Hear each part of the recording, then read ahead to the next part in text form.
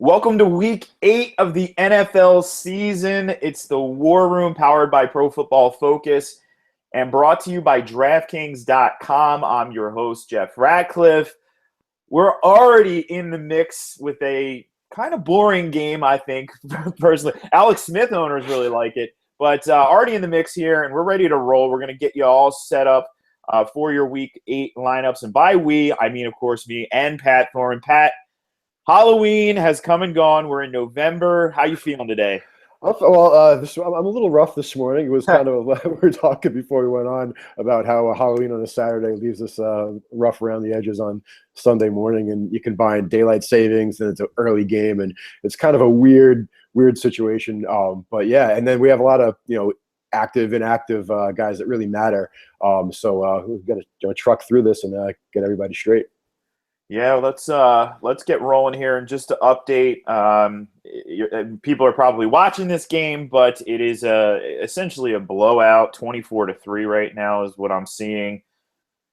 Hey, Sharkandrick West having a good game. Alex Smith, setting a career high. Actually, is it not 24-3? Is it 31-3 now? It is 31-3. A Travis Kelce touchdown. I missed that one, but gotta love that. Sharkandrick West having a great game. Alex Smith career high in rushing yards. The good takeaway here is that Sharkandrick West is really involved in this offense. So you absolutely like that if you went out and spent some money. Hopefully you didn't, like a few people in some of my leagues, immediately drop him after that week, the first week letdown.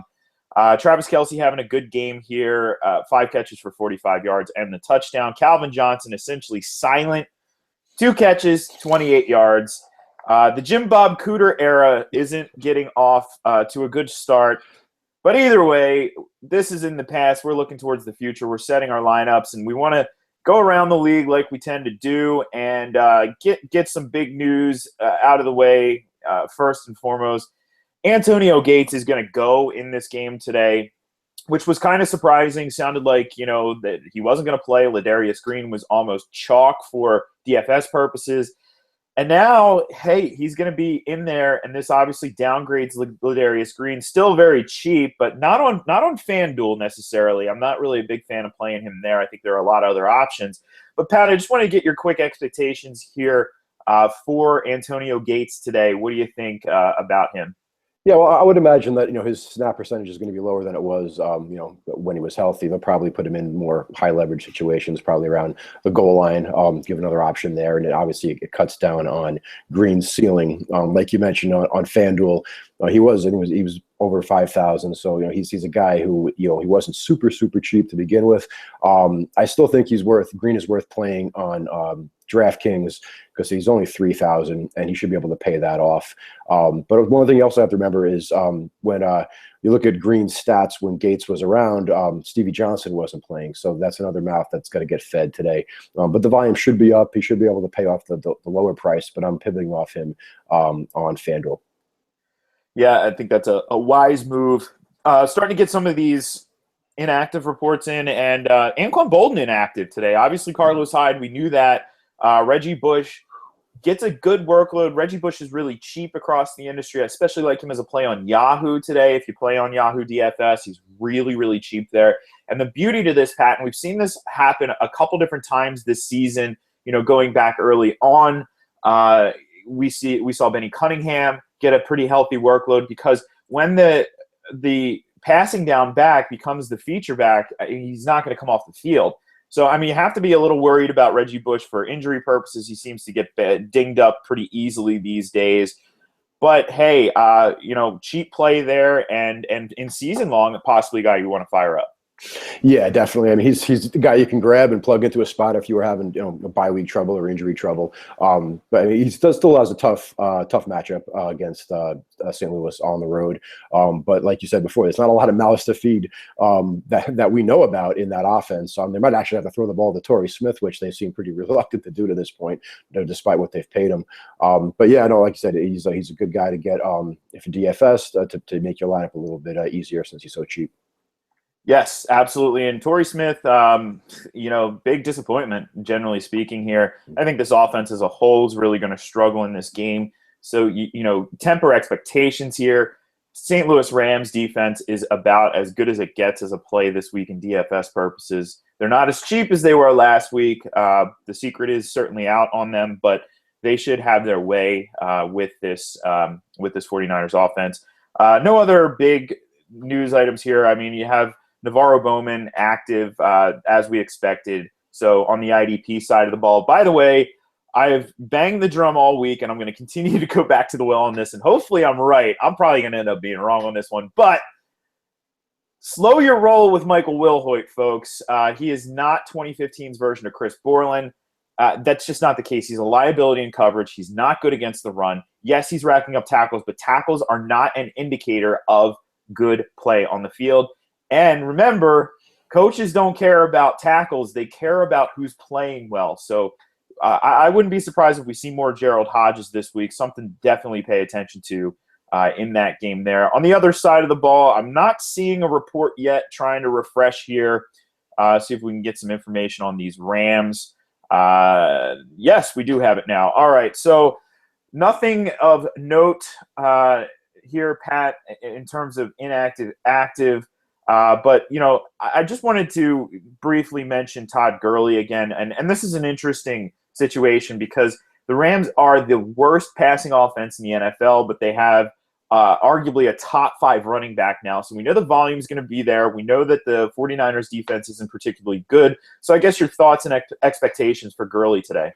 Oh yeah, I'm psyched to play him where I have him in season long. I'm gonna have him in a few lineups, my cash lineups, excuse me. But as far as tournaments, he's going to be super high owned. So and he's not as cheap as he was last week. I think the difference between this week and last week, where you kind of still played him in tournaments last week because he was so cheap, and you can differentiate in other ways when you have some extra cap. He's taken up more of your cap this week, so fading him is not the craziest idea. Despite a good matchup, a ton of volume. They even did a little bit of hurry up last week, which will be interesting to see if they go back to that if they need a spark. But he correlates well with their defense. So as far as a cash game play, I think he's rock solid. Yeah, you do like him as a cash game play, and I'm going to have to mute you here, Jennifer. That's an interesting name, but here we go, and we do have some information coming in from the Buccaneers and Falcons, and no surprise, Vincent Jackson inactive, as is Austin Seferian-Jenkins. For me, the big takeaway here is Mike Evans, Pat. And what I expect today is to see a Nuke Hopkins-like workload for Mike Evans. I'm finding it hard to fade this guy for DFS. Yep, I agree. He's going to get a ton of targets, and Trufant plays aside. So if they want to keep him away from Trufant, they'll be able to do that. And you look at Hopkins, and he got a ton of targets from quarterbacks that aren't as good as Jameis Winston. So I think Evans versus Hopkins on a talent perspective is fairly close. So he's definitely a guy that if you're someone who targets volume, he's going to be in play for you, and because there's really not too many other players. Charles Sims is kind of interesting if they get down and game script kind of dictates that they should. He can soak up 5 to 7 catches and certainly pay off his low price. And our projected box score tool, which if you're a subscriber you have access to, remember you can still subscribe just $29.99 and you get the rest of the season with that. It's such a great tool, Pat, and I love to use Vegas lines, but I also use this tool every week. We have Atlanta winning by 12 points.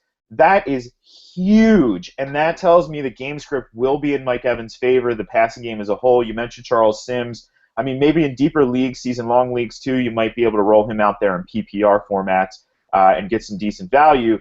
On the other side of the ball here, no surprise, Leonard Hankerson out. We expected that. And some are saying, hey, this might mean a little bit more Roddy White. We're also probably going to see Justin Hardy in this game, so a player who comped very similarly to Harry Douglas. And, hey, in those games, Pat, we've seen in recent history here, games where, say, Roddy White was out, they typically ended up being big Harry Douglas days. So, I guess, how are you navigating Hankerson? Are you moving Roddy White up significantly, and maybe your expectations for Hardy?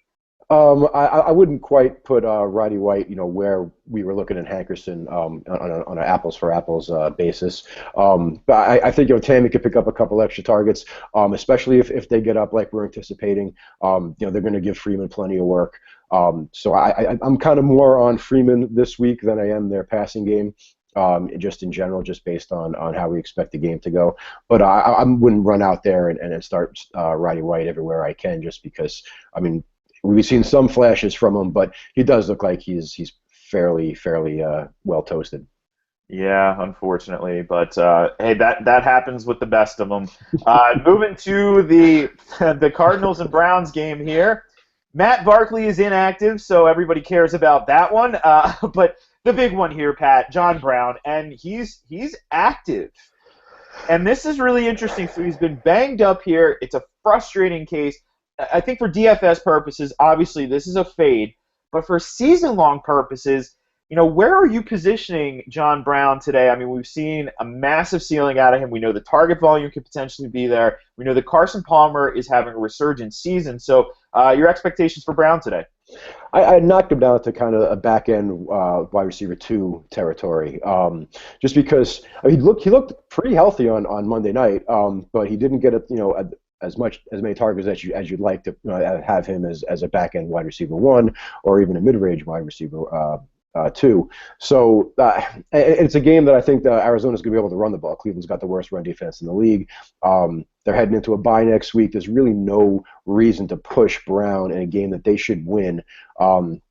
So I'm not on him in DFS. I still like Floyd enough at his price to play him. I wish Brown was out, because then I'd be super psyched to play Floyd. But I think this game shapes up a little more as a run game than a pass game for the Cardinals, just based on the matchup. If I had been in season long, I would certainly start him, but I'm not targeting him in daily. Yeah, that's absolutely right. I agree with you 100%. On the other side of the ball here, McCown active. I mean, I don't think you want to get cute here unless you're in 2 quarterback leagues. This is a brutal matchup. This is a matchup against arguably the best secondary in the league. They're top to bottom. They're just so good. And, Tyrann Mathieu is having a career year. Really just an ascendant player right now. Isaiah Crowell, banged up. Going to be active in this one. Again, this is a brutal matchup across the board for the Browns offense, so you may want to fade him. I really don't have anything else to say, so we'll move on to this Chargers-Ravens game. We already mentioned Antonio Gates is going to be active. Looking to the defensive side of the ball, Eric Weddle and Manti Te'o out in this one, so adjust your IDP lineups accordingly. Melvin Gordon banged up, and I think this is the area where we actually have to shine a light on this running back situation. So Gordon has the ankle. We saw last week was a really weird situation, banged up, but then it's also, is he demoted? So how are you navigating for season-long purposes, Pat, this Chargers running back situation? I don't like the matchup for Gordon. I don't like, kind of reading the tea leaves about his injury, and I'm certainly on Woodhead. I mean, I think it's a game that sets up to be a Danny Woodhead game, a high passing volume game for the Chargers. And it's a tough, just strictly run matchup. I don't know how much room Gordon is going to have on the ground when he gets handoffs. So I'm looking at Baltimore to try to run. I'm looking at San Diego to throw a bunch. So that's kind of the way I think the game shapes up, and adjust accordingly to those players in those spots. Over under attempts for Phillip Rivers at probably about 50. Yeah. And I'll take the over. Mm-hmm. Lots of volume out of this passing offense. Keenan Allen going to continue to see those targets. So for season-long fantasy purposes, yes, more please. But Steve Smith on the other side of the ball, and I agree. This sets up for Baltimore as perhaps a control game where they want to run the rock, and Justin Forsett really chalk play this week in cash game lineups. You love that. Steve Smith, though, going to get Jason Verrett, and Jason Verrett is a really good corner for first-round pick from 2 years ago, and has rounded out to really justify that draft stock. He has 20 targets thrown into his coverage so far this season, only allowed 12 receptions on those 20 targets, but that means that opposing quarterbacks are avoiding him. He's getting that kind of treatment at this point. That doesn't bode well for Smith because Smith should see a lot of Jason Verrett today. So, and he's dealing with a knee injury as well. Pat, what do you think about Steve Smith this week? Well, he's a guy who's kind of, gotten over based on volume, and like you said, if they're going to avoid Verrett, then that's going to really eat into what Smith does. And I'm not so sure that Weddle's absence helps Smith all that much. He's not a guy who really gets deep anymore, so. I think Smith is an okay back-end wide receiver 2 play, but I'm not as high on him as I normally would be, especially I would be if, say Flowers was covering him. So I think Aiken is kind of a little bit sneaky if he's going to get Flowers. I think Crocky Gilmore is a little bit sneaky. If you're looking for a lower-priced tight end to pivot to from Green on FanDuel, I think Gilmore is in play there as well. Yeah, nice cheap play, so possibly get a guy who can reach value pretty easily in this matchup. And keep in mind this is a matchup too where, like I said, Weddle is out. That doesn't bode well for this defense. Teo is out. Not that Teo is very good, but and his replacement Denzel Perryman is out as well. So they're really scraping the bottom of the barrel here, and there could be a lot of opportunity to get the ball moving in the middle of the field there. So Crockett Gilmore. Moving to the Bengals and Steelers, and nothing of note on the Bengals side.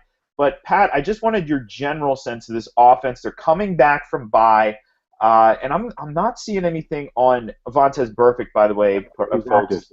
He is active? Yeah. Okay, I'm not seeing it on my sheet here, but that's intriguing. So we'll watch it for IDP purposes. You're not starting him this week, but you are stashing him if you can get your hands on Vontaze Burfict. Expectations at LB2 is where I'd have him positioned going forward. But your general sense of this offense, coming back, they were white hot going into their bye. Now, an interesting matchup. The Steelers defense is somewhat underrated, but Stephon Tuitt is inactive again this week. And we saw the Chiefs actually able to move the ball pretty easily on the Steelers defense without Tuitt in there. They were a tough run defense, and then all of a sudden they weren't last week. So your thoughts and expectations in general for this Bengals offense? Yeah, that's interesting because, with Tuitt, you would kind of expect this to match up more like a pass-first matchup for the Bengals, which I would include. You include Gio in that. Marvin Jones has a good matchup. AJ Green plays much better on the road. Obviously, Tyler Eifert's got a good matchup. So I'm all over the Bengals passing offense, and if the Steelers can rush the passer, but the Bengals' offensive line is pretty darn good. So I think those are all plus plays, and I think just kind of the opposite with the Steelers. I think you're looking at Bell, even though everyone's so excited that Roethlisberger's back, and for good reason. A lot of people are going to be on Antonio Brown for good reason, but you're not going to see too many lineups with Brown and Bell in it. So I think Bell's ownership is going to be a little bit muted compared to what you would normally get with potentially the top fantasy running back in the league. Yeah, I actually do have a lineup with both of them in there, and I'm kind of rethinking it potentially. I don't know. I really like the ceiling here of both players, and I like the floor of both players as well. Ben Roethlisberger is officially active, so the Steelers' offense trending in the right direction. It's an offense that can put a lot of points on the board when Roethlisberger is under center. Let's get to some of these questions. And George has a question, IDP question, asking C.J. Mosley or Bobby Wagner. I'm going Bobby Wagner here. You don't like the Seahawks home crew. They're a very assist-heavy home crew.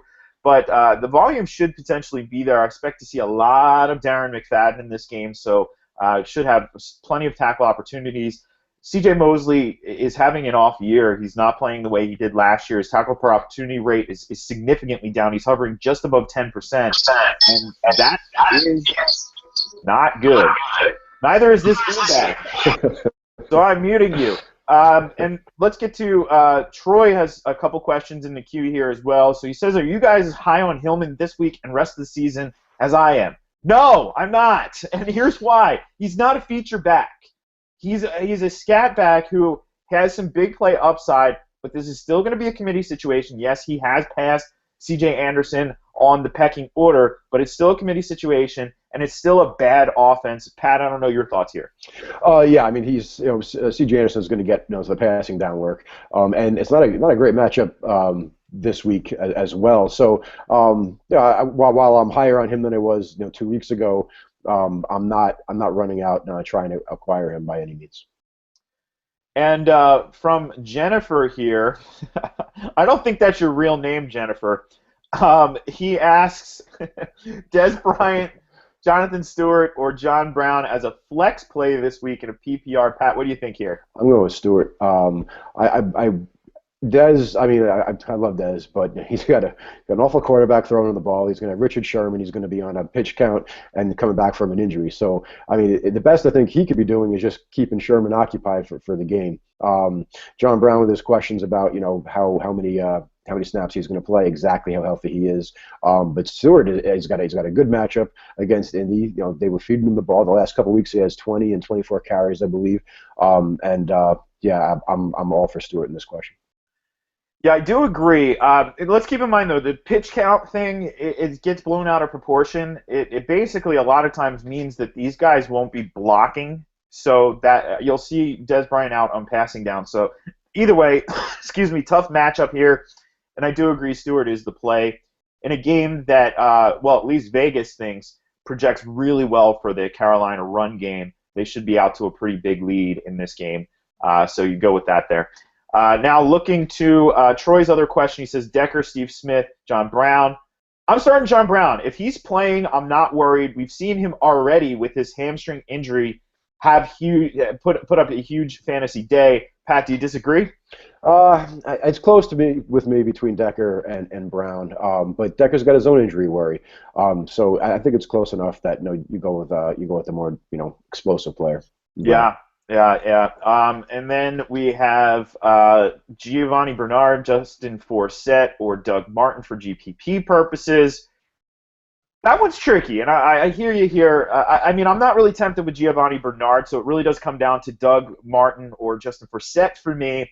I think Forsett is going to be fairly chalk, though. So if you do want to differentiate, I don't know if a lot of people are going to be on Doug Martin. It might not project very well in terms of game script, but we know that he's playing very well, and there's a high fantasy ceiling there, especially if they get in and around the goal line. This Falcons defense, interesting. You can run on them. They've let up some big games, but in the same right, Justin Durant back does help things. But I think I would just lean slightly towards Doug Martin there in GPPs. Yeah, I agree, especially like you mentioned in GPP. He's going to be super low owned. Gio is a guy who's really cheap on DraftKings, and if you're looking for that kind of salary relief, he's not going to be very popular either. You can go in that route because they are on different kind of salary brackets. But as far as just pure points per dollar and ownership percentage, Martin seems to be the best call. Now let's move along to we're coming down the home stretch here. So if you have any other questions, guys, definitely get them in. The Tennessee, Marcus Mariota not active. Good luck, Zach Mettenberger, going up against J.J. Watt, Jadeveon Clowney. Have fun with that one. I'm not touching this guy with a 10-foot pole anywhere. Not even in a GPP lineup. Nothing. I don't want anything to do with him. But Pat, moving to the other side of the ball. This could be really tricky for season-long purposes at the running back position. We hear reports this morning. Okay, Alfred Blue, if he gets going early on, then we're going to go to him often. Okay, duh. But do you have any thoughts here, like Polk, Alfred Blue, any of these guys, positive outlooks for season-long?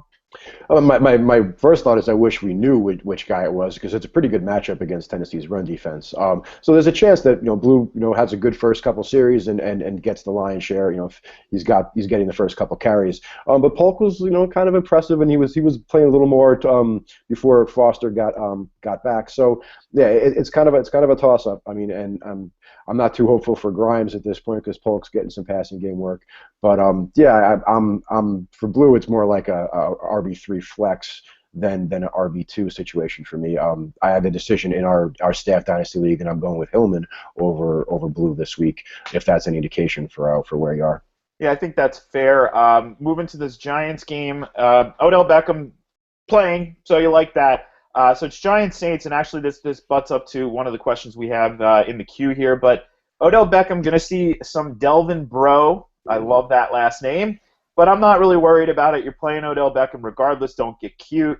And on the Saints side, if you happen to be relying on Dannell Ellerbe, he's inactive in this game. He's been banged up since that breakout game. So something to note for IDP purposes. David Hawthorne also inactive. So, not good, Saints. Not good at all. But looking to the question here, we have Ruben Randall or Willie Snead, Pat. Well, in a GPP, I'm going to go with Ruben Randall. I think he's not going to be owned very highly. He's going to get Brandon Browner most of the game, which is a super plus matchup. But I think Snead's a fine, more of a cash game play. Because he's probably going to get targeted a little bit more. He's had a disappointing week last week, but he still got 7 targets, I believe. But yeah, no, I'm throwing in with Ruben Randall this week, which is usually a bad idea, but I'm going with it. Oh, I am unmuted. I am back. I don't know what's going on with my visual tonight, folks, but you'll just deal with it. You'll look at this glowing ball, PFF ball, with our old logo, by the way. But anyway, we're coming down the home stretch. Doesn't really matter. You don't need to see my ugly mug anyway. We have let's see. I think we got through all the games, interestingly enough. How about that? So let's get to the last couple questions here. How you feeling about Charles Sims? Well, we talked about him earlier. We figured that game script can be in Sims' favor today. So, for a GPP flyer or in a deep PPR league, I would fire him up. But definitely Doug Martin, the primary running back here. And Troy says, think of me when Hillman goes off tonight. What if he doesn't go off, then what do we think of at that point? That's my question. Pat, any other thoughts, issues, common questions you're getting today? No, I just noticed that Trey Mason's going to be active today, so that might take a little bit of the edge off of Gurley's workload, but I wouldn't move off him because of that. Yeah, it's been a pretty quiet morning since the Gates news. Yeah, relatively, and I mean, always like that. You don't want these crazy news stories breaking, so you have to adjust your lineups. But Vikings or Texans defense in season long, for me, I like the Vikings. I think they're a very underrated team. They seem to have found their identity now with Eric Kendricks playing at middle linebacker. You do like Everson Griffin, of course, because he's one of the better pass rushers in the league. Harrison Smith is playing out of his mind, so they're really gelling. Plus, Zimmer's defenses in the past have proven to be very valuable. Remember those Bengals units under Zimmer. Zimmer's a great head coach. Pat, I don't know. Do you like the Texans at all, or do you agree? Well, I mean, the Mettenberg factor plays in for me. But then again, Cutler is not exactly averse to turning the ball over. I think Vikings do have a little more talent across the board on their defense. So, I'll agree with you on that. And Heath Miller, yes, he's a good cheap play. Ben Roethlisberger likes to throw to Heath Miller, so him back in there. And this defense should be kind of interesting if you can operate against the Bengals. It might be in the middle. They are a little deficient there. Raymal Aluga, a bit of a liability, and they're not really stacked at the safety position. So if they get the right matchups here, you're going to get catch and fall down with Heath Miller, but he could fall down in the end zone, so that works as well. Yes, John Burfict is back, but we don't know exactly what his role is going to be, so we'll have to keep a close eye on whether or not he's actually starting. Is he going to be in a sub-package role? Is he going to be a base-down-only role?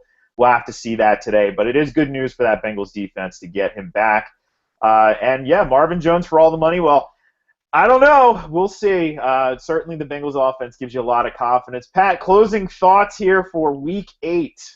Yeah, just good luck, everybody. If we're not hitting the big GPPs, we hope you are. Yeah, and give us a percentage. Absolutely. All right, that's going to do it for us. So for Pro Football Focus, I am Jeff, even though you can't see me, and he is Pat, and that is a wrap.